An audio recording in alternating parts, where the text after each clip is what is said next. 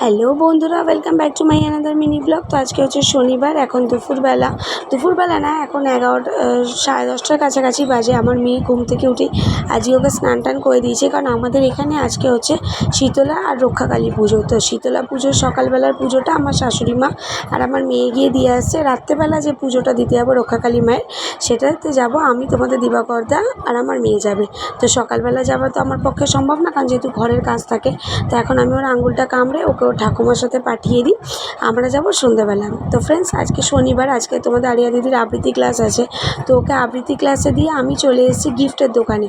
তার কারণ হচ্ছে রোববার দিন আমাদের একটা জন্মদিন বাড়িতে নিমন্ত্রণ আছে। তো যেখানে জন্মদিন বাড়ি তাদের হচ্ছে টুইন্স বেবি, তো ওদের জন্য আমি এখন গিফট কিনতে এসেছি। তো এখানে দেখো কত রকমের পুতুল, তো পুতুলের প্রতি আমার বরাবরই টান। তো এখানে দেখো ভ্যারাইটিস রকমের গিফট আছে। তো এটা হচ্ছে ডানকুনিতেই, আমার মেয়ের স্কুলের অপোজিটেই গিফটের দোকানটা। তো চলো আগে গিফটটা কিনে নিই। তো কী কিনি আগে দেখা যাক। তো গিফট তো এখানে প্যাকিং হচ্ছে। গিফট নিয়েছি বলতে দুটো স্টাডি টেবিল নিয়েছি, কারণ দুজনেই যেহেতু মেয়ে, তো ওরা যেহেতু পড়াশোনা করে, তো দুজনের জন্য স্টাডি টেবিল নিয়েছি।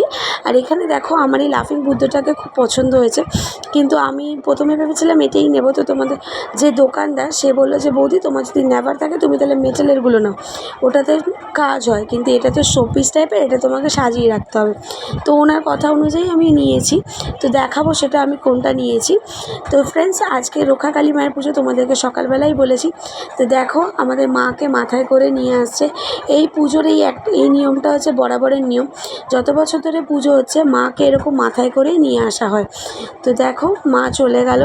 তো এখানে দেখো ছোটোখাটো মেলা বসেছে। তা আমি একটু গোপালের জন্য নেব বলতে গোপাল বসার আসন নেব। তো এখানে দেখা যাক কোন আসনটা নিই। তো কোনটা নেব সেটা তোমাদের অবশ্যই কিন্তু নেক্সট ভিডিওতে দেখাবো আমি কী কী কিনেছি।